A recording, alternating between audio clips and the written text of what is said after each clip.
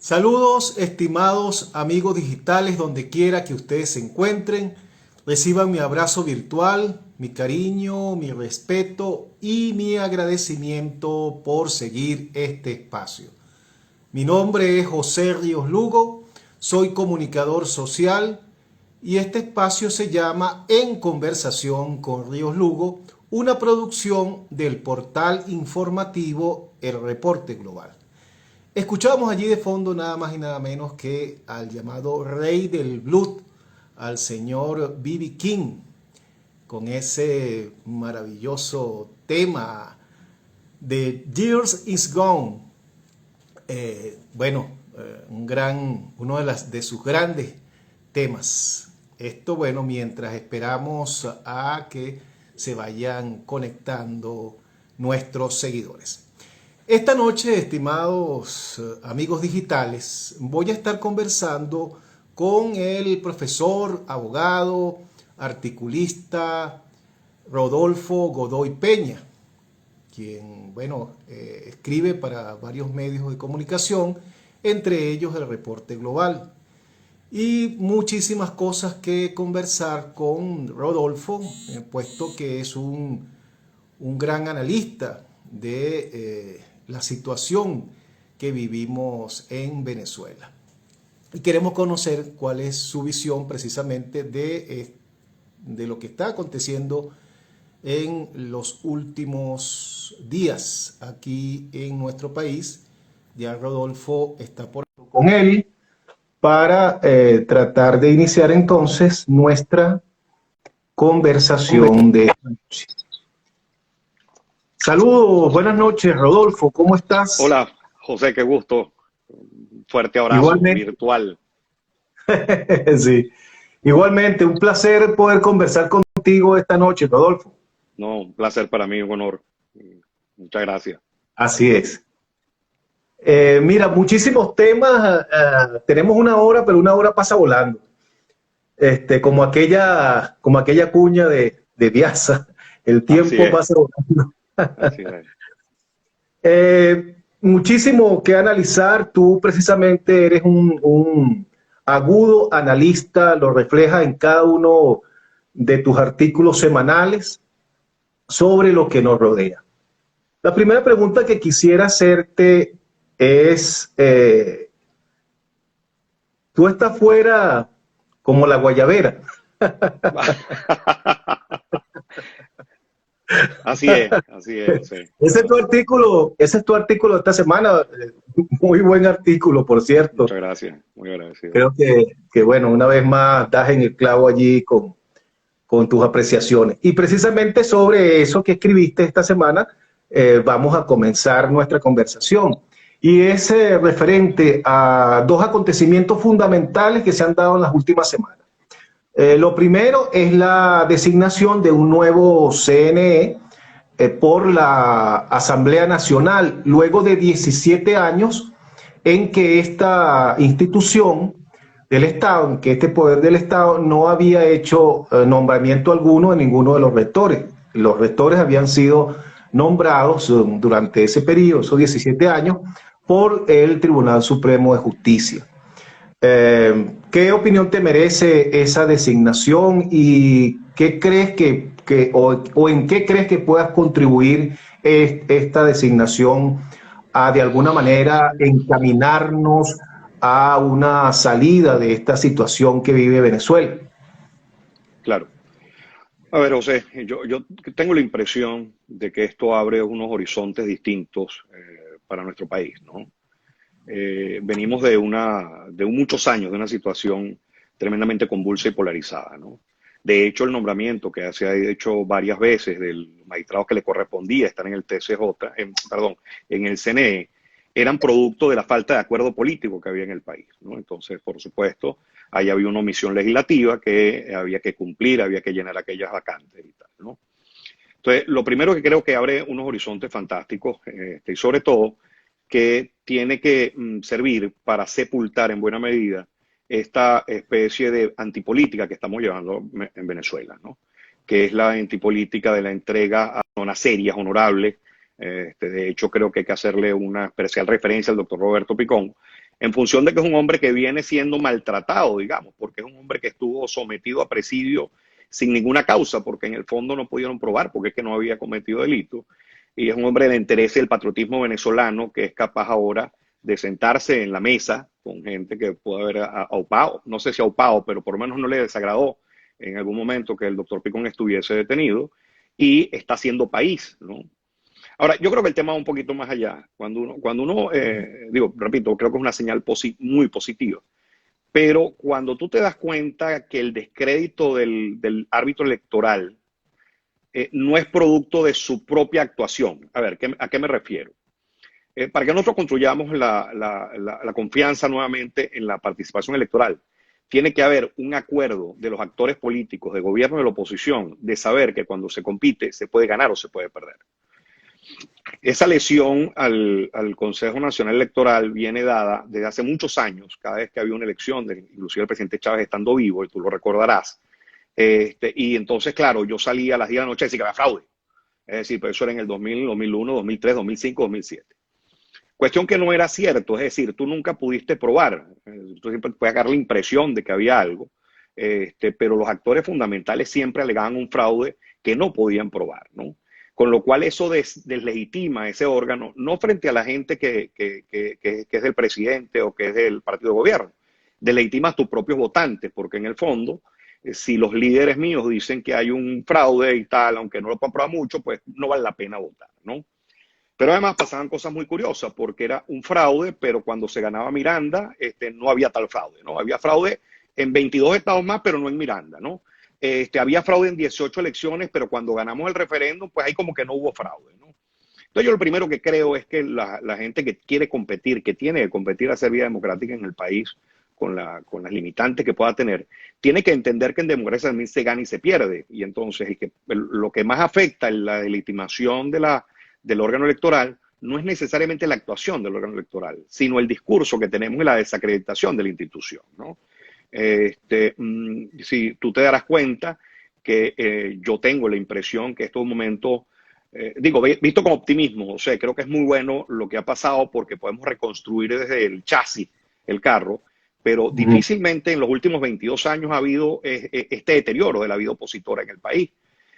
Cuando la vida opositora empezó a levantar cabeza y logró el 2007 el referéndum, después el 2015 fue un éxito abrumador, con la misma fórmula que había ganado el PSUV en las elecciones anteriores, es decir, eso no había ningún misterio, solo que tenía más votos que ellos.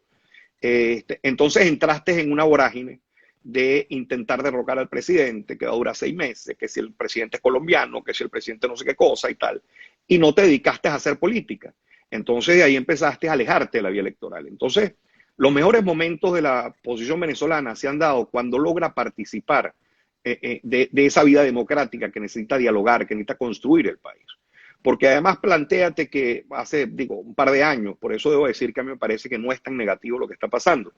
Si hace un par de años ese discurso de que con la dictadura no se dialoga, que la dictadura no se vota y tal, tú has probado cualquier cantidad de fórmulas de violencia, de intervenciones extranjeras, digamos, de injerencia extranjera en la vida del país, y tampoco has resuelto el problema.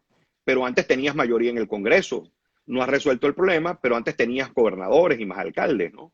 Con lo cual, inclusive hasta que la realidad te impacta, José, debes darte cuenta que, bueno, vamos a poner que fue yo creo que fue nefasto, ¿eh? Pero bueno, un error a qué actuación después del 2015, tú en la política, en la vida real, tú tienes que darte cuenta que mucho más rédito te dio participar en la vida democrática del país que intentar por subterfugios o vías ocultas entre trapisondas y trampas y llamadas internacionales y más sanciones que hacen sufrir a Venezuela, así voy a cambiar el sistema de gobierno del país, ¿no?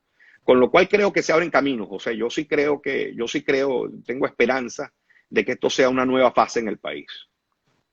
Así es. Fíjate, Rodolfo, y me gusta aclarar esto, ¿no? Porque yo no suelo invitar mucho a políticos militantes. No porque yo tenga algo contra los políticos en absoluto, para nada, sino porque busco más bien a académicos y personas que nos puedan dar un análisis más profundo y no solamente la inmediatez del momento. Claro. Por eso invito a personas como tú. Fíjate, nosotros cuando después del derrocamiento de Pérez Jiménez, bueno, que fue todo un proceso, se instaura un sistema democrático en Venezuela y que es el dirigido por personajes como Rómulo Betancourt, como Prieto Figueroa, y es esa talla de individuos y de políticos. Sin embargo, hacia nuestro tiempo, los políticos que han estado al frente, o algunos de los políticos, para no generalizar, que han estado al frente de la conducción de la oposición, pareciera que no han estado a la altura de las circunstancias. Tenemos una generación llamada generación del 2007, que en un momento asumió la conducción de esa oposición, muchachos muy jóvenes que en este tiempo han crecido, pero que no han logrado el objetivo, y el objetivo es simplemente llegar al poder para entonces reinstitucionalizar al país y lograr esa transición a la democracia. ¿A qué se debe fundamentalmente? Que es que la oposición no haya logrado acceder al poder en estos 22 años. A tu criterio, ¿dónde está la falla fundamental? ¿Por qué se desvió del camino esa oposición, esa dirigencia opositora o ese sector de la oposición? A ver, ahí hay dos temas, ¿no? Digo, en mi opinión, José, lo primero que pasó es que hubo una decapitación cuando el presidente Chávez logra salir de la cárcel después del golpe de Estado. Empezó una campaña de demolición de las instituciones, a la cual se prestaron medios de comunicación, se prestaron inclusive funcionarios de gobierno, se prestó en su momento la Corte Suprema cuando determina que la voluntad del pueblo pues se puede violentar el Estado de Derecho para la constituyente, y una serie de pasos ahí donde pareciera que íbamos tan mal que no podíamos ir peor. ¿Okay? Ciertamente, hay que las cosas hay que ponerlas en contexto, porque también es verdad que uno con los años empieza a idealizar cosas. Venezuela no pasaba por un buen momento. Venezuela, yo no sé si tú recuerdas que el último año del gobierno del presidente Caldera, el barril llegó a $7, ¿no? Te cuento algo anecdótico, es una cosa histórica. Recuerdo que el presidente... Hubo la debacle bancaria, ¿te acuerdas? Hubo la crisis bancaria por una serie de falta de regulación del órgano de gobierno. Ahí venía una cosa muy rara, por eso digamos, era una cosa muy rara, porque pasamos de un Estado, efectivamente, una especie de Estado benefactor, donde tenía injerencia en muchas áreas de gobierno. El presidente Pérez I logra abordar la nacionalización, logra tener hoteles, aerolíneas, fábricas y tal. Y de repente en Pérez II, él se da cuenta, creo que cae en sí, de que esa no es la manera, pero entonces se va al otro extremo, ¿no? Entonces empieza a liberalizar una economía donde la banca no tenía mayores controles, porque bueno, el libre mercado era capaz de equilibrar las relaciones con el Estado suprimido, ¿no? Entonces yo creo que el presidente Chávez se monta ciertamente en una situación que había preexistente. Era, bueno, te iba a contar algo histórico. El presidente Caldera, el último año de gobierno, rebajó el sueldo a los funcionarios públicos. Digo, no a todos, sino de cierto nivel hacia arriba, ¿no? Se hizo un esfuerzo ingente para poder hacer focalización de los programas sociales, porque la estaba pasando Venezuela muy mal. Y además la situación internacional no te ayudaba. Es decir, tenías una caída importante de los precios del petróleo, pero además tenías una corriente en el mundo de empezar a desguazar a PDVSA para privatizarla, con lo cual también nos afectaba las ventas. El presidente Chávez se monta en esa ola, pero además allí hubo una interrupción generacional. Es decir, indudablemente el doctor Eduardo Fernández, por ejemplo, es un tipo talentosísimo. El doctor Claudio Fermín, es decir, son unos señores pues serios, formados y tal. Entonces, esa ruptura vino en que viniesen una serie de actores jóvenes, ¿no? Que le faltaba un elemento determinante, que es la prudencia. Porque la prudencia sin años no te da, porque es que no tienes experiencia para vivir la vida. Entonces pareciera que frente no a no hay sabio joven. No hay sabio joven, no es Aristóteles, no es ni manera, ¿no? Entonces pareciera que de la ruptura de aquel sistema, que además, no sé si por supuesto es recordarlo, que fue tal la desesperación que entonces se unieron todos alrededor de un secretario general de Acción Democrática, ¿no? Que era el caudillo. Entonces empezaron a barajar algunas opciones políticas en función de, sobre todo, de tener al presidente Chávez para que no llegara al poder, ¿no? Pero claro, el presidente Chávez llega, por supuesto, con un verbo envidiable, pero también una situación que no era buena. Eso no es verdad que Venezuela era Suiza en el año 98. Hacíamos un esfuerzo importante, estábamos mejor indudablemente, pero la gente siempre tiene la esperanza y la expectativa de que puede ser mejor. Y con esa ola llega el presidente Chávez. Entonces, esa decapitación que hace el presidente de los actores fundamentales, que además tenían el desgaste propio de esa especie de mancomunidad política satánica que era la Cuarta República, además muy mal explicada por el presidente convenientemente para él, de lo que fue el pacto de Punto Fijo, que yo creo que es un pacto que en la historia debe quedar como uno de los acuerdos políticos más formidables que ha habido en las democracias occidentales. Esa decapitación de esos actores se fue, la sustitución se hizo por gente joven. Recuérdate aquellos movimientos estudiantiles de muchachos que todavía estaban en el cascarón en pregrado en la universidad, y entonces empezaron a ser actores fundamentales de la política venezolana, ¿no? Entonces yo también creo que hay un tema ahí generacional, José. Uno de los temas que hay que plantearse ahorita es esta especie de irrupción libertaria que ha habido en el mundo, ¿no? Tú te das cuenta, pues, no solo en Venezuela, sino en Chile, en Colombia, en Francia, donde la libertad pareciera que las generaciones modernas la entienden como lo que a mí me parece que debo hacer y no me importan los demás. Eso yo creo que también tiene una afectación que habrá que estudiarlo un poquito más, por supuesto, y es un examen más enjundioso del tema, de que tiene que ver con cómo hacemos para reinventar la democracia con falta de ciudadanía. Pero bueno. Pero no es lo que está pasando, Rodolfo, no es que el comunismo se está apoderando nuevamente del mundo y en especial de Latinoamérica. ¿No es eso lo que está pasando? Mira, a ver, yo con el comunismo tengo mis cuitas, te voy a explicar. Es decir, te voy a explicar, no, permíteme poner mi posición. Yo creo que el comunismo hay en Cuba.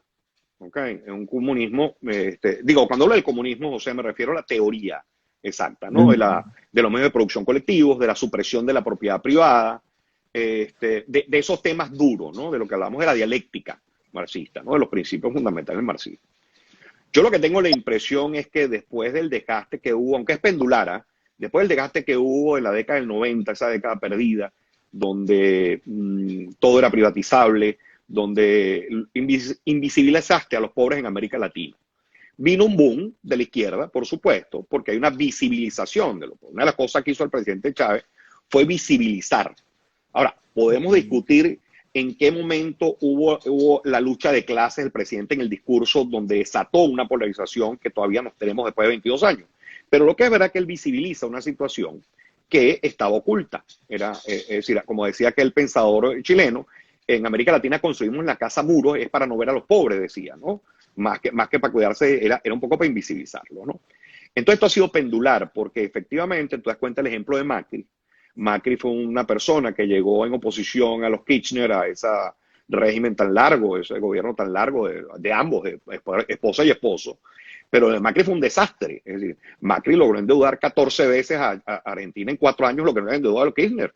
Pero además aquello de valor la moneda fue un desastre, ¿no? Venía como la panacea, ¿no? Porque además yo creo que ese problema de las panaceas, ¿no? Con el presidente Chávez también, fue una panacea y entonces reconstruyó la república, refundó todo era malo, la cuarta era malo, lo político era malo, tal. Y bueno, fíjate hasta dónde nos ha traído el río, ¿no? Entonces, yo lo que Por cierto, creo es... Disculpa que te interrumpa, porque sé que va a seguir avanzando y quisiera un puntico nada más. Yo recuerdo que tú fuiste parte del gabinete de Caldera en su segundo gobierno. Sí. ¿Tú consideras hoy que fue un error del presidente Caldera haber indultado a Hugo Chávez Frías? Mira, yo esto lo he intentado estudiar mucho y me he preguntado sobre gente que estuvo mucho más cerca de la decisión. Habían dos elementos ahí. Uno, era un tema de una petición nacional.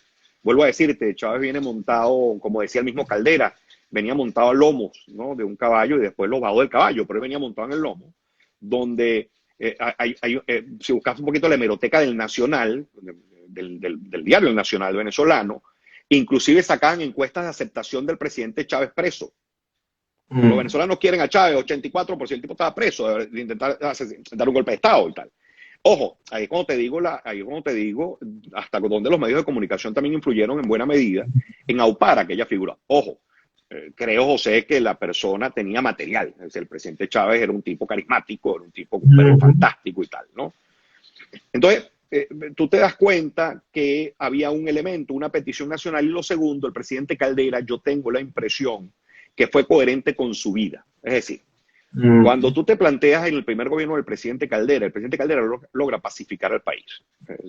No voy a jugar al presidente Betancourt, ni siquiera al presidente Leoni, pero hubo era sangre y fuego. Es decir, cuando Fidel nos manda a aquellos amigos para levantar la revolución, bueno, Fidel y Chapita Trujillo asesinar al presidente Ujú. Betancourt, o sea, que tampoco era que solo los comunistas querían acabar con Betancourt, ¿no? Sí. Chapita Trujillo manda a asesinar al presidente Betancourt. Ujú. Era un tipo, era sangre y fuego, que ellos entendían cómo había que acabar con aquella subversión en el país, porque veníamos de una larga data, de una vida republicana, entre guerras civiles, dictaduras, golpes de Estado. Y el presidente Betancourt, repito, no lo estoy jugando, era su manera de entender que aquello era la manera de extinguir aquella sublevación. El presidente Caldera, por otra parte, cuando llega, en otras condiciones, por supuesto, el país bastante más pacificado en función de la acción de gobierno de Betancourt y de Leoni, logra pacificar al país por la vía política. Entonces yo tengo la impresión, esto es una impresión, no sé, repito, más allá de que alguna vez pues, he hablado con gente muy cercana al presidente y le he preguntado, pues también me hacía la duda. Tengo la impresión de que el presidente Caldera fue coherente con su vida política. Lo que hizo fue intentar pacificar un país, ¿ok? Donde tenías un tipo que era un héroe, pero que estaba dando un golpe de Estado, donde los medios de comunicación estaban lanzados como una jauría a acabar con el status quo, donde había unos profundos niveles de descanso y la democracia, como dijo él mismo, la gente no puede inmolarse por una democracia que no le daba de comer. Es decir, ¿cómo pedirle a un pueblo que se inmole por una democracia que no es capaz de cumplirle sus parámetros, ¿no? Entonces yo lo que creo es que el presidente Caldera fue coherente con su manera. Ahora, ese cuento de que, bueno, entonces él es culpable de que el presidente Chávez haya llegado, es un poco cuando uno aplica la política y le represa con los hijos. Es decir, mi Ujú. hijo bebe mucho porque tiene amigos malos, mi hijo corre. La gente es responsable de sus actos. El presidente Chávez es responsable en buena medida de sus actos. Es decir, el presidente Chávez llegó al poder por sus medios, lo que te quiero decir.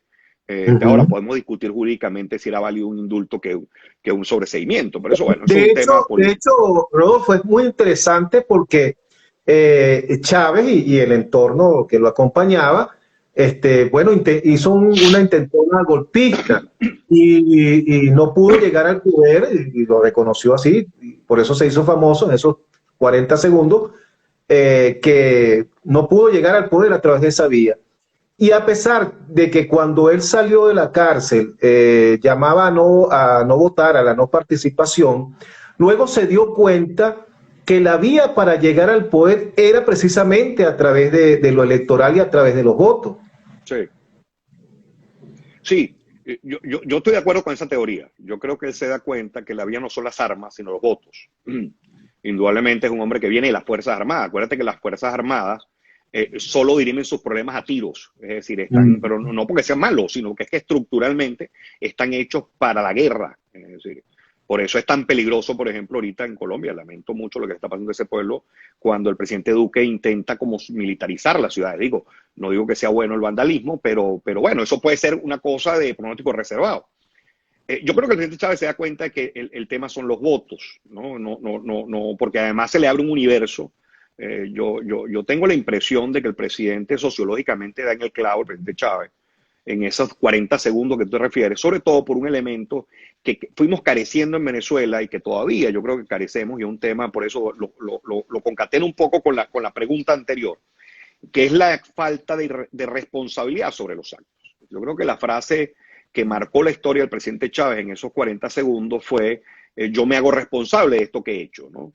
Una cosa en la cual, José, tú y yo lo hemos vivido, pues bueno, la culpa es del clima, la culpa es de tal cosa, la culpa no es mía, que es el Congreso y tal. Era una especie de irresponsabilidad estructural donde tú veías la consecuencia de tus actos, ¿no? Ojo, que creo que está muy acendrado ahorita en la clase política, ¿no? Y sobre todo en la oposición, ¿no? Pareciera que son una especie de veleta donde todo lo que ha pasado, pues, es es así como casi accidental, ¿no? Entonces, Es si más concateno difícil, Rodolfo, es más difícil hacer política hoy día que cuando Rómulo Betancourt, cuando comenzó después del 58 y ese largo periodo de 40 años. Es más difícil hoy hacer política. Te digo esto porque la forma de hacer política ha cambiado mucho. Ya los dirigentes no patean calle, sino que todo lo hacen a través de las redes sociales. Y pareciera incluso que algunos toman sus decisiones en función de las tendencias de las redes sociales. Entonces, estoy de acuerdo. A ver, digo, voy a decir, no he tenido, gracias a Dios, no he estado detenido, por ejemplo, pero el presidente Betancur, cuando hacía política, era a tiros. Intentaban asesinar la dictadura de Pérez Jiménez, igual que Alberto Carneval, igual que, ¿sabes?, a todos esos prohombres de la acción democrática del año 52, cuando intentaron, pues, empezaron a luchar contra la dictadura del general Pérez Jiménez. Digo, no sé si es más difícil. Yo a veces me parece un poco, no sé si fatuo, no sé, pero bueno, digo, comparando momentos históricos, cada momento tiene su circunstancia, pero también es verdad que quieren hacer política desde salones de hotel, ¿sabes?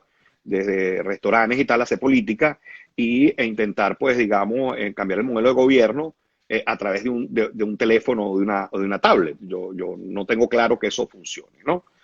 Pero lo más grave no es el tema, creo yo, José, no el tema es el tema del medio que tú uses.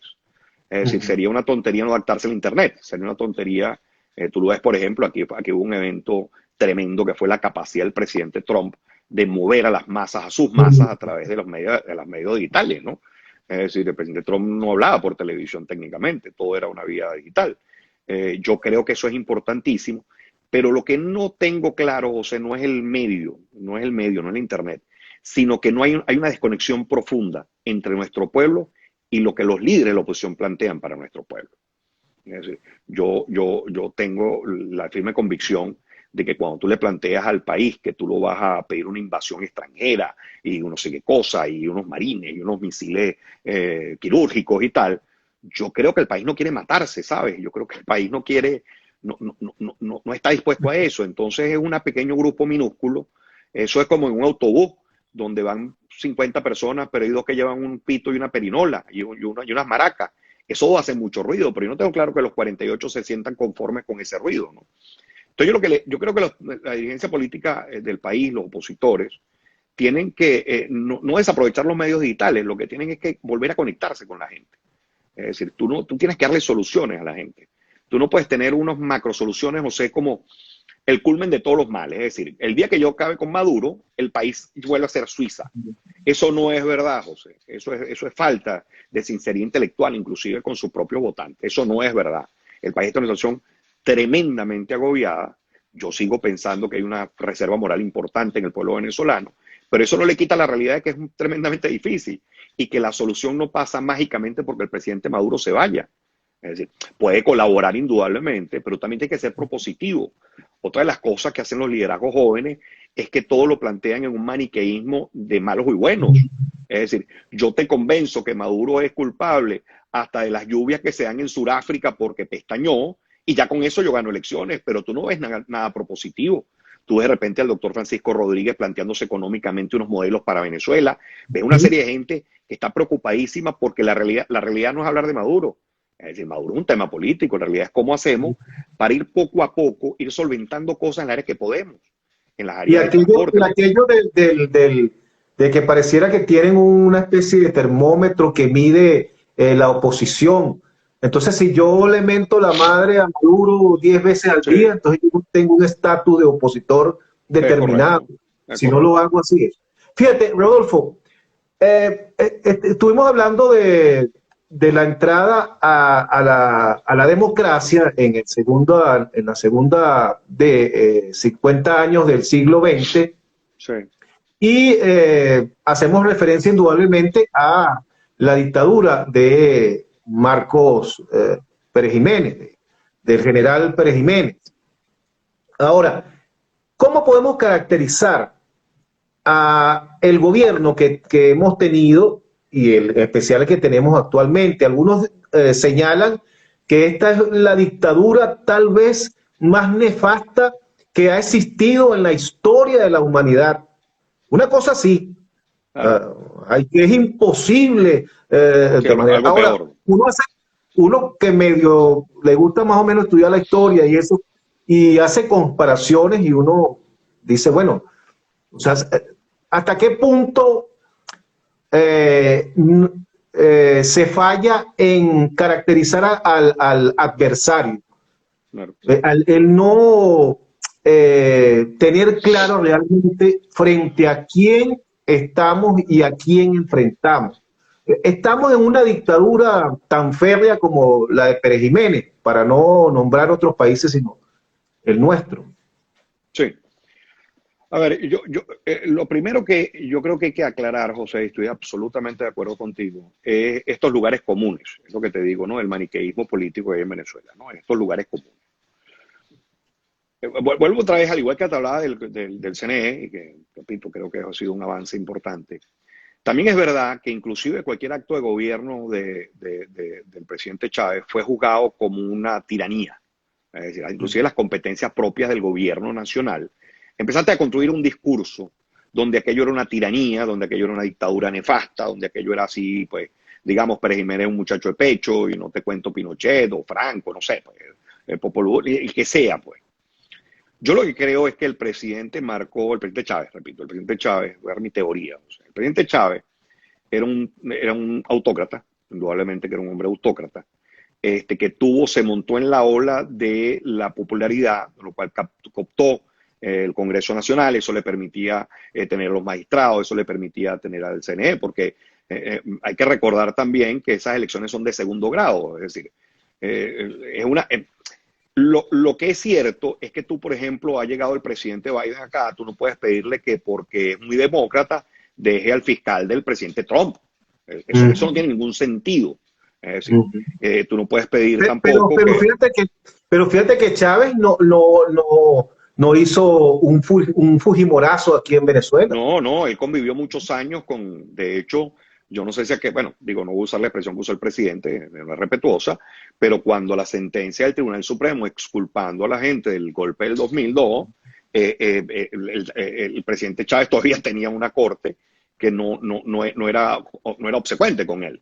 Es decir, si tú me preguntas a mí, yo no sé cómo describirlo del 2012 como un golpe de Estado, pero bueno, los magistrados del tribunal supusieron que no, que era estaban preñados de buenas intenciones, claro, y un vacío de poder, ¿no? Algo así dijeron en aquella sentencia. No digo, yo soy abogado, de repente no soy tan bueno, pero eso es un golpe de Estado, es decir, pero bueno, está bien. Entonces, pero claro, en la medida que fue consiguiéndose con una intención no de hacer oposición, sino de derrocarlo, yo tengo la impresión que el presidente Chávez fue cerrando espacios, ¿no? Para su propia supervivencia. Eso no exime de la responsabilidad de él, pero también una responsabilidad de la oposición. Era aquel juego en lo cual tú le parabas el país la gasolina, haciendo sufrir a todos los venezolanos con la gasolina, le permitiste al presidente Chávez tomar todo PDVSA, ¿no? Logró superar aquel trance y tomó PDVSA. Cuando el golpe de Estado logró superar, fue cuando aquellos cuentos del Mercal, ¿te acuerdas? De la seguridad alimentaria. Entonces logra hacerse justificadamente con el peligro que significaba la seguridad del país, que él pudiera ir tomando los espacios del país, ¿no? Y ahora, una vez que el presidente Chávez ya fallece, pues por supuesto, y es sustituido por el presidente Maduro, yo creo que el presidente Maduro es todavía un gobierno mucho más severo, mucho más, menos flexible que el presidente Chávez. Yo creo que también se equivoca un poco. El presidente Maduro tiene, más allá de que es muy loable, tremendamente loable su origen personal, su origen económico, social y familiar. Es decir, en otras condiciones uno lo pondría de ejemplo para sus hijos, ¿sabes? Esto es un hombre que ha venido trabajando, llegó presidente de la canciller y tal y qué sé yo. Yo creo que el presidente Maduro confronta dos cosas. Uno, no tiene la misma habilidad que el presidente Chávez para los manejos políticos en la misma pegada internacional. Yo, tú recuerdas al presidente Chávez era una vedette, aquello era. Mira, por cierto, disculpa que te interrumpa. No, siempre me acuerdo de que tuve una conversación que tuve particular con Pedro Palma.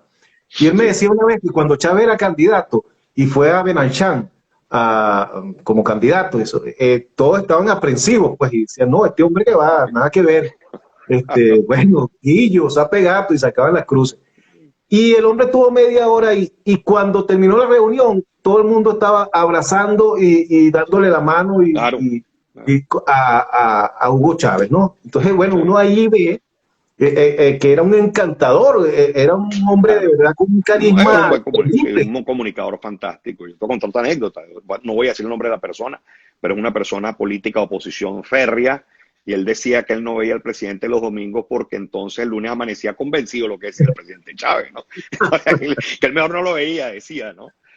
Digamos, entonces yo sí creo que el presidente Maduro ha ido deslizándose en la falta de habilidad, por supuesto, no tiene la misma habilidad, no la falta de habilidad, sino comparado con el presidente Chávez, no tiene la misma habilidad, no tiene la misma pegada. Entonces ha ido cerrando todavía más los espacios, ¿no? Yo creo que el presidente, el gobierno nacional está convencido, como todo gobierno, que la vía para irse no es sino la que hay, no es la violenta, y entonces van en reacción, ¿no? Yo el otro día escribía en otro artículo que ciertamente la oposición se ha entrado a un maniqueísmo que no nace solo de ella. El presidente Chávez también nos puso en un dilema de los buenos y los malos, lo mío contra mí. ¿No? Y tú recuerdas aquellos discursos del presidente y que va a fricabezas y tal y qué sé yo. Eso soliviantaba a la gente, por supuesto. Pero además también el gobierno tiene que bajar el tono, ¿no? Yo por ejemplo, a mí me pareció, te voy a decir, muy curioso lo del diputado Cabello. Es decir, esta demanda que ha hecho el Nacional, más allá de que tenga derecho a su propio honor, que yo creo que sí, pues como todo el mundo, y hasta que se pruebe lo contrario, la gente es inocente, eso es parte del Estado de Derecho. Pero también es verdad que el diputado Cabello tiene un programa todas las semanas de 3 horas donde defenestra a quien se le ocurra. Es decir, entonces, claro, tú dices, bueno, pero es que lo que es bueno para el pavo es bueno para el pavo.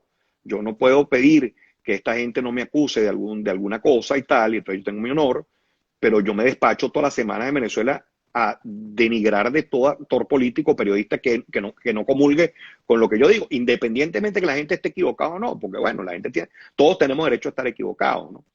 Entonces yo creo que esta recuperación también tiene que venir un poco por la sindéresis del gobierno, ¿sabes? De poder bajar el tono. Entonces, pero también creo que esa válvula que se permite ahora, esa olla de presión, espero de verdad, José, que sirva para ambos lados, ¿sabes? No solo la oposición, que repito, está en un momento delicado pero promisorio, pero también el gobierno entienda que la diatriba, que ese engrinchamiento no puede ser todo el discurso que tengan, ¿no? Que el máximo vocero de ellos sea dar palo y palo y palo todos los miércoles. Eso no tiene sentido, ¿no? Fíjate, y bueno, aquí nos va a caer la jauría a ambos, ¿no? Pues te voy a Sí. hacer cómplice, te voy a hacer cómplice de este. Fíjate, tú algo lo asomaste, ¿no? El presidente Maduro, de quien han dicho, bueno, lo peor, de que es bruto, chofer de autobús, bueno, tratando de denigrarlo de las peores maneras Sí. habidas y por haber, ¿no? Pero este señor viene de ser dirigente sindical, luego estuvo en el Congreso, Así es. eh, fue canciller, el canciller 8 que años, duró ¿no? más tiempo, Sí. ¿sí? En la Como 8 historia del años país, estuvo. el canciller que ha estado más Sí. tiempo en ese cargo ha sido Maduro. Y luego, Buen dato, bueno, gracias por el dato. sí, y luego le tocó nada más y nada menos que sustituir a un demonio, a un gigante Así.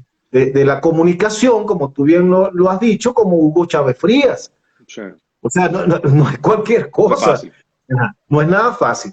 Pero sin embargo, fíjate que Maduro, en estos 8 años que lleva ya, bueno, logró tomar el control del PSUV, y Maduro manda en el PSUV, y lo que se dice Maduro se hace.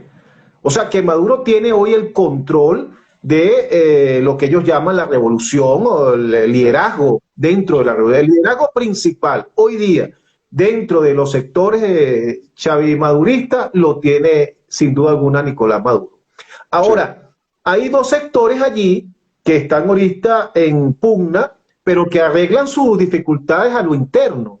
¿Okay? Se caen a golpe a lo interno y eso no sale a diferencia de la oposición venezolana. Entonces está el sector que más radical, más extremista, a quien incluso Maduro recientemente llamó izquierda trasnochada, cuando el PSV cuando el Partido Comunista Sí. recientemente se fue. Ajá. Y también está ahora otro sector que llama reformista. Vimos entonces, muchos esperaban que Diosdado Cabello iba a ser el presidente de la Asamblea Nacional. Ujú. Y resulta que fue Jorge Rodríguez. Está Tarek El Aizamit allá en PDVSA. Entonces hay un sector allí que llaman reformista, que pareciera que se está imponiendo al sector más radical dentro del chavismo por las medidas que hemos visto, sobre todo en materia económica. Y quería llegar ahí, tú que eres del mundo de las finanzas también, te manejas en ese mundo y entiendes de la economía, ¿cómo observas y cómo se puede interpretar desde lo político estos cambios que viene haciendo la administración de Nicolás Maduro en materia económica, que son Sí, significativos? sí, cómo no. Mira, digo, para que terminen de golpearnos a ti y a mí. Es decir, una de las cosas que No digo un porque hombre... después van a decir que estamos alabando a Nicolás Maduro y que somos unos Bueno, tú sabes que yo estoy apóstoles, que convencido, somos apóstoles. yo estoy convencido de que ni somos totalmente buenos ni somos totalmente malos, ¿no? Creo que, y aún Sí. siendo malos, que a veces somos muy malos, nos toca la redención, con lo cual siempre podemos rectificar, ¿no? A ver, lo primero que creo es que ha dado una muestra el presidente Maduro, el gobierno en general. Digo, primero las facciones. Efectivamente, hay facciones. Yo creo que esto sucede en todo lo que gravita alrededor del poder, ¿no? Tú lo ves cuando has estado en gobierno, te das cuenta que hay facciones, ¿no? Intereses y tal. Ahí yo creo que has dado en el clavo. La diferencia radica en que todo el mundo reconoce, o todos ellos reconocen, que el presidente Maduro es el líder del proyecto. Puede estar más de acuerdo, puede estar menos de acuerdo. Me imagino que alguien le dirá al oído, hay que meter preso a fulano, hay que matar, y otro le dirá, no, no, presidente, mire, vamos a llamar a los noruegos y tal. Porque bueno, como todo, es decir, habrá un grupo más extremo, de repente, y habrá el grupo de Jorge Rodríguez, que es más conciliador, o habrá el grupo de fulano y tal, ¿no? Que ahí lamento la pérdida de Aristóbulo Isturiz, del maestro Isturiz, que era un hombre, todas las personas que lo conocieron, era un hombre con el cual se podía dialogar, ¿no? Pero bueno, aprovecho esto un poco para recordar al maestro Isturiz. Yo lo que creo que el presidente Maduro ha dado una muestra de realismo, fundamentalmente. Voy a decir las cosas primero que creo que son buenas, es decir, el modelo no sirve. Es decir, el presidente Chávez tenía un modelo en el cual impactó la sociedad, pero un modelo que tenía que haberse terminado. La reforma, la refundación de la República tenía que haber terminado. Él tenía que haber hecho lo que hizo Betancur. ¿Okay? Era impactar el modelo político, tener la hegemonía que tuvo, que bueno, Betancur la tuvo, ¿eh? Y después Betancur se fue para Suiza, él se fue para Berna y tal, entonces dejó que yo creo que lo hubiera podido hacer el presidente Chávez, era impactar un sistema que estaba carcomido, que había una serie de cosas que no estaban bien, entonces, y después separarse. El problema de Chávez, pues digo, eso pues pasa muchas veces con los pensamientos mesiánicos, era el miedo, inclusive no a los padres, el miedo de entregarle cosas a los hijos, ¿no? Estos tipos, no, porque el que lo puedo hacer soy yo y tal y que sé. Yo creo que el presidente Maduro en ese baño de realidad se dio cuenta que el modelo no es sostenible. Es decir, el modelo de la repartición de la renta que tenía planteado, hay un libro fantástico del licenciado Salmerón, que te recomiendo, es La restitución de la renta en Venezuela. Es fantástico el libro, te explica, claro, es un sistema fantástico de distribución de riqueza cuando tienes mucha riqueza. Entonces, bueno, te entra un dineral y tal, y entonces pues todo el mundo viaja para Estados Unidos, todo el mundo tiene carro nuevo, todo el mundo y tarjeta de crédito y todo el mundo y tal, ¿no? Pero claro, en el fondo es un dinero improductivo. A ver, no es inorgánico, es improductivo porque la riqueza petrolera se genera porque se genera, más allá del esfuerzo loable de la gente de PDVSA, pero además tiene unos factores como la volatilidad de los precios, es un elemento determinante de la estrategia, con lo cual está afectado con cualquier conflicto en el Medio Oriente, un problema en una refinería en Estados Unidos, todo te afecta, ¿no? Y entonces se da cuenta que ese modelo no funciona, es decir, es que no lo puedes seguir manteniendo. Tú no puedes, que era muy bueno que la gente tuviese mercado, sí, como no, buenísimo, pero ¿cómo mantengo esto? Entonces, en un viraje de realismo político, lo que te quiero decir, y ahí debo decirte que la gente inteligente es la gente que es capaz de toparse con la realidad y intentar adecuarla, pero sabiendo que la realidad existe. De repente Maduro empieza a abrir cosas, es decir, esa dolarización en la cual creo que en 2 o 3 oportunidades la ha alabado, inclusive no, tú recuerdas que hace unos años la satanizaban y entonces la perseguían, era un delito cambiario y tal y qué sé yo. el alabao está pidiendo a las empresas extranjeras y tal que vengan y colaboren, ¿no? Ahí yo creo que falta un elemento determinante, José, para toda persona que va a invertir. Y puede sonar un contrasentido, pero uno de los elementos determinantes para que el país prospere tiene que haber una seguridad jurídica. Y la seguridad jurídica no puede ser la impresión de que unos tipos en el Congreso o en el Tribunal Supremo o el presidente a motu propio pueda modificar el escenario en el cual tú estás jugando. Cámbiate la regla del juego. Uno de los elementos importantes, más allá de, te digo el contrasentido, ¿por qué? Porque muchos países que recibieron mucha inversión podían ser países con dictaduras muy férreas, pero tú estabas seguro que Pinochet no iba a cambiar la regla de juego porque él las cambiaba. Él podía, pero no la iba a cambiar, ¿no? En Venezuela tienes una especie de que tú no sabes qué va a pasar, ¿no? Mañana, por eso que te digo, ayer era un delito cambiar dólares, hoy lo AUPO, entonces el petro que está anclado en una moneda que como que es la rupia y tal, no importa, pero es una moneda, una divisa. Y después tienes otro elemento, que es la campaña constante, en la cual no puedo estar de acuerdo, que es la defenestración de lo venezolano. ¿Okay? Pareciera que todo es no solo una satanización, sino es una catastrofización de la situación. Tú cuando lees las redes sociales de mis compatriotas, aquello es trágico, no sirve nada el agua. Claro, si tú le planteas eso a la gente de afuera, algunos conseguirán una oportunidad importante de hacer algún negocio, pero la gente normal se plantea que no se pase nada, porque bueno, esta gente no tiene agua, no tiene luz, no tiene nada y tal. Más allá de que hay muchos problemas, o sea, más allá de que hay muchos problemas, tampoco yo creo ni siento que sea verdad por otras realidades de que el país ha llegado hacia unos extremos, que ello es así, que nadie puede ni vivir en aquello, ¿no? Y mira, yo hacía un ejemplo otro día aquí en otra conferencia que tuve, y decía, bueno, es que Estados Unidos está vacunando muchachos de 11 años, ¿okay? Eso es una barbaridad, pero es que España va a empezar a vacunar los de 50 en junio. Entonces, si tú te planteas que Estados Unidos, claro, Estados Unidos es el imperio de Estados Unidos, es una potencia. Europa, que son bastante países civilizados y tal y qué sé yo, van todavía por los tipos de 50. Entonces, no te compares que es que en Venezuela, pues, las vacunas son para 700.000. En España no han podido, es que Francia tampoco ha podido, ¿sabes? Excepción de Israel y Estados Unidos es una institución mundial. Entonces, yo también creo que esa posición tenemos que vender la marca país. Entonces, tenemos que el gobierno se comprometa firmemente a que hay unas reglas de juego que va a respetar, que no es que era de izquierda antes, entonces no me gusta el capitalismo, entonces como soy más de derecha, entonces sí me gusta el capitalismo, pero entonces antes no me gustan los dólares, pero sí me gustan los dólares y tal. Así no puede, los inversores no pueden actuar de esa manera.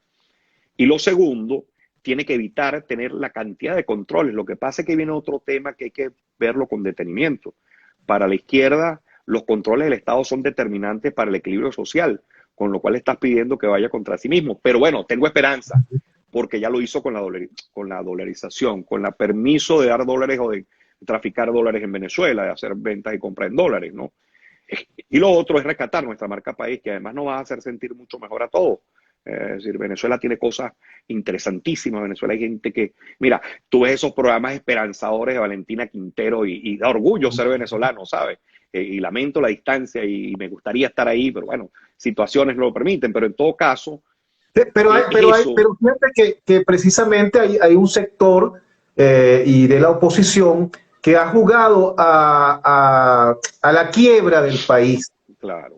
Y es el que se ha planteado lo de las sanciones, porque todos sabemos, y bueno, habría que ser descerebrado para no entender que el origen de los problemas es precisamente de la mala gestión de gobierno que se tuvo con Chávez y que se ha tenido con Nicolás Maduro. Ese es el origen de cada uno de estas distorsiones. Pero no es menos cierto que las sanciones han venido, y de hecho esa ha sido la intención, a profundizar cada uno de esos males que vivimos los venezolanos en el día a día, a profundizar el deterioro general del país, y eso ha sido confesado. Gustavo Tarres Briceño lo confesó el año pasado, diciendo, bueno, que ellos esperaban que ahogando la economía venezolana, Nicolás Maduro iba a salir llorando, corriendo, y que por eso, bueno, se plantearon las sanciones, y luego que entonces apostaban a que como el venezolano estaba ahogado y muriéndose de hambre, entonces se iba a sublevar y eso iba a ocasionar la salida de Nicolás Maduro. Bueno, lo han confesado con esa desfachatez estos señores, y han jugado precisamente a que el país esté cada día peor. Entonces, ¿Cómo conciliar ahora esto? Aunque, como tú decías, Rodolfo, en las últimas semanas han pasado cosas realmente importantísimas que yo creo que van a cambiar definitivamente la situación del país Sí, en el tiempo que deba cambiarse. Porque incluso las redes han sido derrotadas. sí. El odio, la promoción de lo malo a través de las redes han sido derrotadas a partir de esa designación del Consejo Nacional Electoral. O sea, se logró de alguna manera y bueno, hacer ver que esa es la vía, que ese es el camino. Y yo creo que están haciendo una esperanza, aunque tenue todavía, en el venezolano, porque la retoma de esa vía del diálogo y la negociación nos lleve a un desenlace ideal para esto. Claro, pero estoy absolutamente de acuerdo, José, pero hay que plantearse cosas con realidad, es lo que te quiero decir, ¿no? La realidad es saber, digo, hay encuestadoras y hay muchas cosas en Venezuela para saberlo. No es que vamos a, es decir, voy a poner un ejemplo. Las mega elecciones que han anunciado, que además corresponden constitucionalmente, no es un referéndum al presidente Maduro. Mm. Entonces quieren venderlo como un referéndum. Entonces, claro, entonces Mm. si yo gano mucho, pues el vendedor va.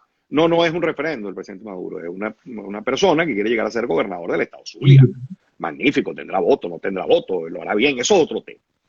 Esa realidad es la que yo me refiero en ese artículo. Vamos a hablar de verdades. La verdad es que yo tengo, termina el periodo en 4 años, 2024.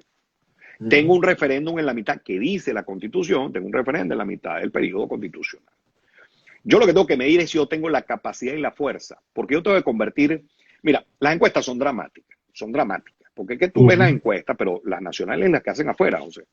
Y el presidente Maduro o el gobierno en general tiene un rechazo del 70 y pico por ciento. Pero cuando te volteas, los actores que son de oposición tienen el mismo rechazo que el presidente Maduro. ¿Esto qué es? O sea, el 70 no quiere a Maduro, pero tampoco quiere a la oposición. Entonces tú dices, hay un tema que hay que manejar con prudencia, ¿no? El primer tema es que efectivamente, en todo caso, el 30%, el 28%, no quiero discutir temas porque no los tengo a mano, que está con el presidente Maduro, está como una maquinaria electoral con el presidente Maduro. Son los tipos que van y votan en la elección, porque bueno, creen en el liderazgo del presidente, creen en un proyecto político de izquierda que se ha convertido más o menos de izquierda, pero no importa, creen en un proyecto político. Estamos Y hablando además tienen una instrucción. entre 5 y 6 millones de venezolanos aproximadamente. Ahí está, su. Entonces, tú lo que tienes que hablar de realidad es el país. Entonces, lo primero es que vamos a ir a la gobernación, debemos ir. Entonces, tampoco puedes hacer, hoy voy, mañana no voy, pero entonces si voy, entonces me postulo, pero entonces si me postulo y las encuestas me dicen que va a ganar José Lugo, entonces yo me voy, no, ni siquiera no es que me retiro, sino que además digo que no podemos ir a elecciones para que José Lugo no llegue. Ese es el mensaje, ¿no? No es el tema, no es que, bueno, mire, caramba, no me dan los números, yo quiero hacer unidad con José, porque José sí va a ganar. No, entonces empezó a despotricar el sistema electoral del país, pero es para que José no llegue, ¿no? Entonces, es esa envidia puesta como culmen de la política. Ese odio cainista que hablaba de Tancura alguna vez en Venezuela, ¿no? Ese odio cainista. Entonces, y lo segundo es que la gente compite, pero sobre todo tiene la posibilidad de perder que de ganar. No sé si me explico. Cuando uno compite, uno tiene altísima probabilidad de perder. Yo quiera que uno pueda ganar, pero entonces es lo que te digo, hay otros actores que ahora me llaman mucho la atención, porque entonces votan que quieren las elecciones, pero en las elecciones del 2018 se plantearon que cuando ganó el presidente Maduro, había fraude. Pero son los mismos voceros que ahora también quieren ir a estas elecciones. Entonces, bueno, Dios quiera, pero sobre todo no por ellos como actores. Porque claro, también es verdad que un liderazgo, José, que un día es A y un día es B, un día donde digo Diego, digo, a mí me llama mucho la atención, porque una cosa es que una persona se puede equivocar y pueda reflexionar sobre cosas en su vida, y otra cosa es que la gente vaya, digamos, como las veletas, ¿no? Voy para acá, voy para allá y tal. Eso afecta al voto opositor. Entonces, no logra creer en sus líderes, porque además lo ofrece y no logra cumplirlo. Entonces, yo creo que lo que hay que plantearse es realidades, ¿no? Con el presidente, saber que el presidente tiene hasta el 24 ahí para estar ahí sentado, con lo cual me parece sensato sentarme a negociar con quien tiene el poder. O sea, que no te parece acertado esa empresa el año que viene del referéndum. ¿Qué opinas Mira, de eso? no puedo hacer una presentación con relación a futuro, pero creo que las cosas hay que comérselas parte a parte. Yo tengo de inmediato, más allá, yo tengo de inmediato unas elecciones de alcaldes y gobernadores. Repito, hay varias cosas que hay que cambiar. Lo primero es que si voy a ir a competir. No es que voy hoy en junio y en agosto digo que no, ¿no? Me llamó no sé quién o no. No, eso no sirve, ¿no? Lo segundo es que si voy a competir, sé que puedo perder. No es que yo a las 10 de la noche, cuando empiezan los exit polls y empieza a darme la data, mi gente que está en el CNE, ¡fraude! Porque vuelves a lesionar el proceso del año que viene. Si usted das cuenta, después del proceso de las elecciones del 15, que venía inmediatamente el proceso electoral, el discurso de la oposición fue lo que mató la votación, que tenías mayoría cuando estás en el Congreso. Entonces, ese compromiso no es un tema, por eso voy a referirme a algo que hablábamos, no es un tema de si el fiscal es del presidente Maduro y tal, porque la gente, todo el mundo tiene su corazón y su manera de pensar. Es un tema de coherencia política. Una de las tragedias de Venezuela era, cuando tú lees al presidente Betancourt, Política y Petróleo, lees al presidente Caldera, lees inclusive a presidentes anteriores a ellos, eran los tipos con una visión clara de lo que querían. Repito, no era que no se adaptaban a las situaciones porque sean brutos. Tú no sabes qué atenerte, un día son las sanciones, pero después que pido las sanciones voy y me siento con el presidente Maduro cuando Estados Unidos ya no me reconoce ni Europa me reconoce. Entonces, ¿tú estás de acuerdo o no estás de acuerdo, ¿no?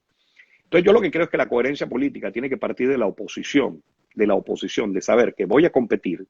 Si decido ir a competir, si no, dígalo de una vez, mire, yo no creo en esto, pero no intente salir al ruedo. Y lo segundo, que tengo un riesgo de ganar y un riesgo de perder.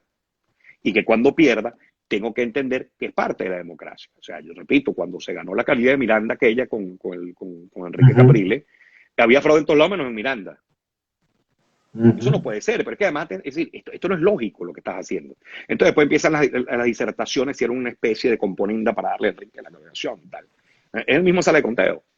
Entonces, yo creo, José, que esto es muy bueno para la oposición, de volver a fundamentar bases sólidas en las cuales. Con lo cual, para el año que viene, yo creo que el elefante se come viste a viste. Creo que esto es una prueba de fuego importantísima. Creo que, repito, el nombramiento de los rectores me parece una señal fantástica, más allá de las señales que da el gobierno, más allá del discurso del presidente Biden con la cautela en su discurso, de Borrell, del Papa pidiendo que los venezolanos arreglemos nuestros problemas. Creo que ahorita viene la parte donde la oposición tiene que adecuarse y estar a la altura del reto. ¿Okay? Eso significa que está planteada una conversación, unos acercamientos que lo planteó Guaidó en un mensaje a la Nación la semana pasada. El gobierno reportó aceptando esa posibilidad de sentarse a dialogar, pero de entrada Guaidó está colocando que tienen que haber elecciones presidenciales, elecciones para Asamblea Nacional y de último por allá las elecciones regionales. Ahora, ¿qué futuro puede tener esas conversaciones que se van a iniciar cuando de entrada se está pidiendo algo que es casi imposible que el adversario te acepte, ¿no? Claro, evidentemente aquí pudiera funcionar lo que funciona en los contratos colectivos, que tú pides el 100% de aumento para conseguir el 30%, ¿no? Algo así. Pero, ¿será que eso implica que se va a repetir aquello de el todo o nada, de ir a un proceso de negociación aspirando al todo o nada?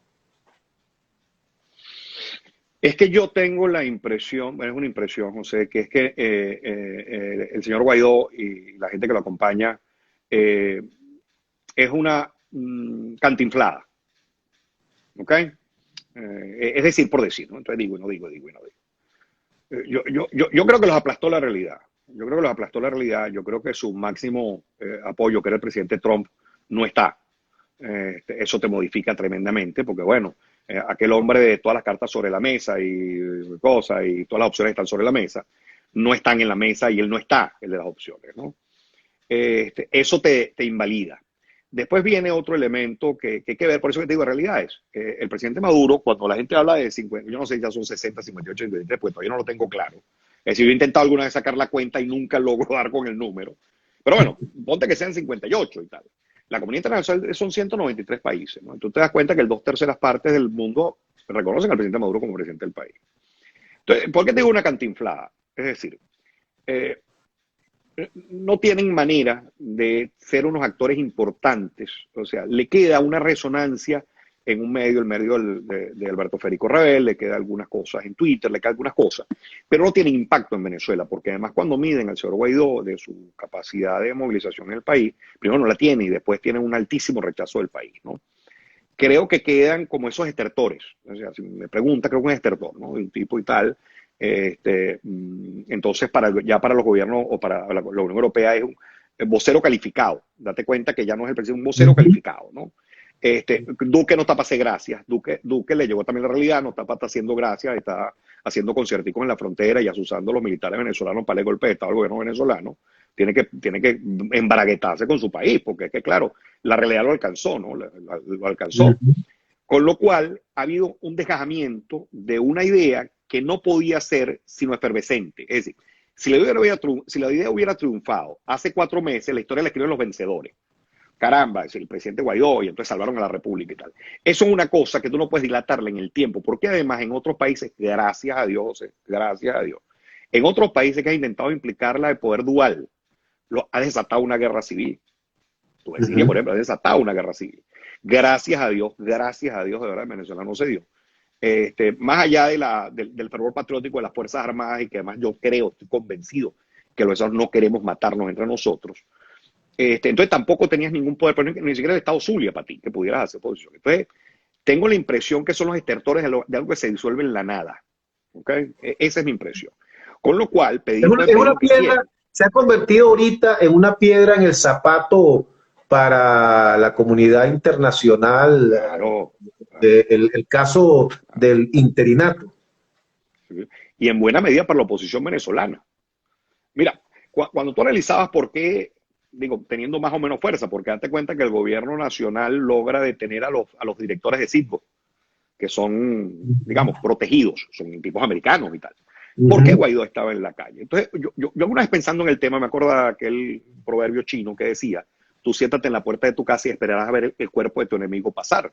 Si hay una cosa que le he hecho, es decir, si el señor Guaidó hubiera estado preso o lo que fuese, hubiera sido victimizado, no había nada mejor para el gobierno que dejarlo solo y libre. Era capaz de autodevorarse, ¿no? Era capaz de autodevorarse, ¿no? Y eso fue lo que pasó.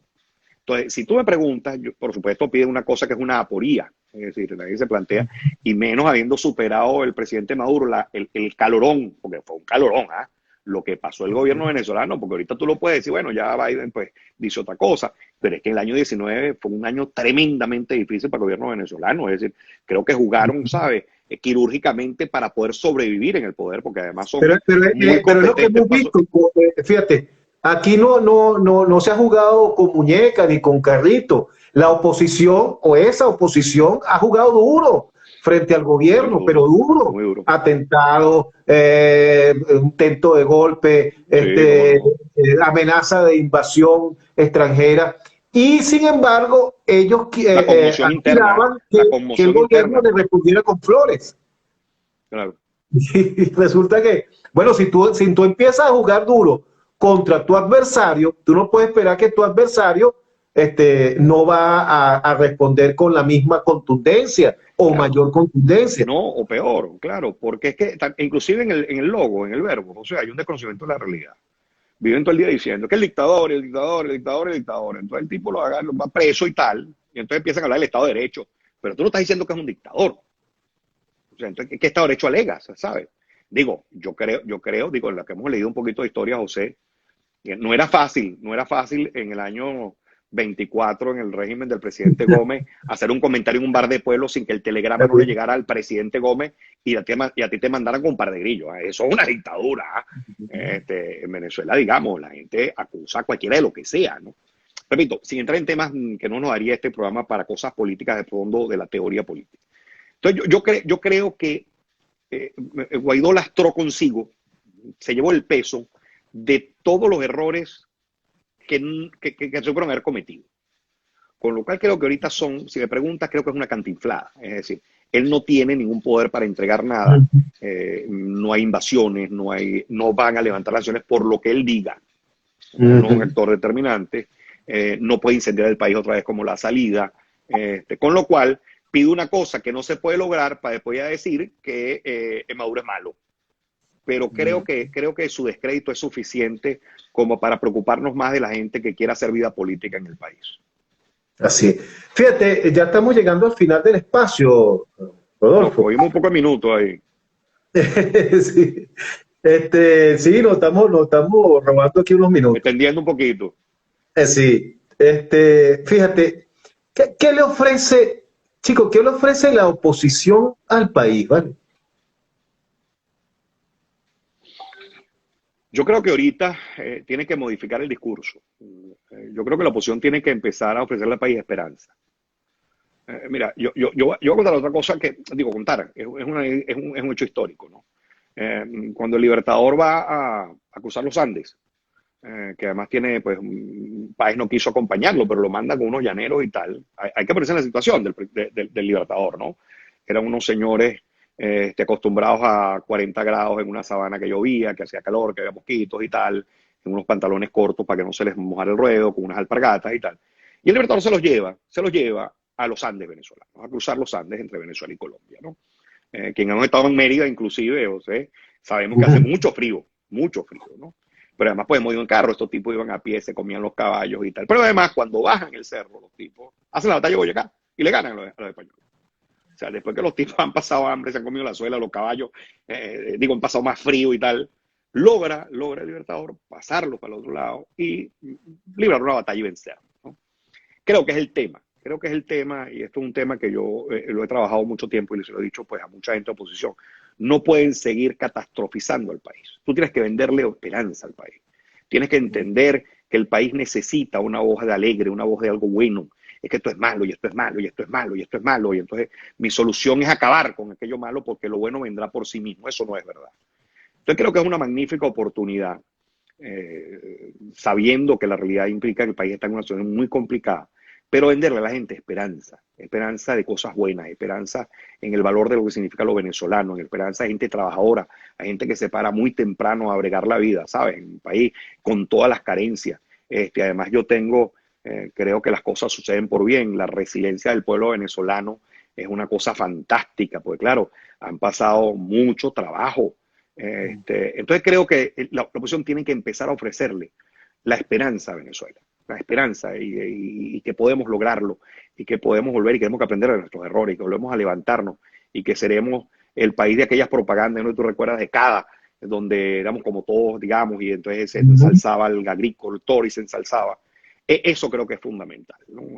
Frente a lo propio que significa la falta de libertad y el autoritarismo, inclusive la represión muy en buena medida del gobierno nacional. Creo que la esperanza es un tema determinante para que la gente vuelva a creer en sus líderes y vuelva a creer que es posible un mañana mejor. Sí. Fíjate, nosotros, bueno, hemos vivido de la venta petrolera durante muchos años, casi 100 años, y ahorita la industria petrolera, bueno, por la pandemia tuvo una recesión muy importante, se ha venido recuperando gracias, entre otras cosas, a los recortes que ha logrado hacer la OPEP a nivel mundial, pero la industria petrolera está prácticamente desmantelada en el país. Se señala que apenas está como fuente principal. En cuanto a esa materia, que es una materia fundamental en la que los venezolanos debemos ya empezar a hablar, es conveniente invertir en la recuperación de la industria petrolera bajo la tutela del Estado, o por el contrario debe abrirse absolutamente al capital internacional la explotación de los yacimientos de petróleo que hay en el país. ¿Cómo ves tú, qué opinión tienes sobre esa materia? Sí, es un tema indudablemente geoestratégico, ¿no? Es decir, por eso nosotros pasamos, cuando referimos al presidente Pérez, pasamos de una época donde estamos siendo expoliados por las potencias, desde Castro, Anoco, Asfalto y tal, hasta que el presidente Pérez nacionaliza la industria, ¿no? Ya venía un proceso 50-50, todo un cuento, digamos, toda una historia con relación a ir mejorando la posición de los venezolanos del país con relación a las transnacionales.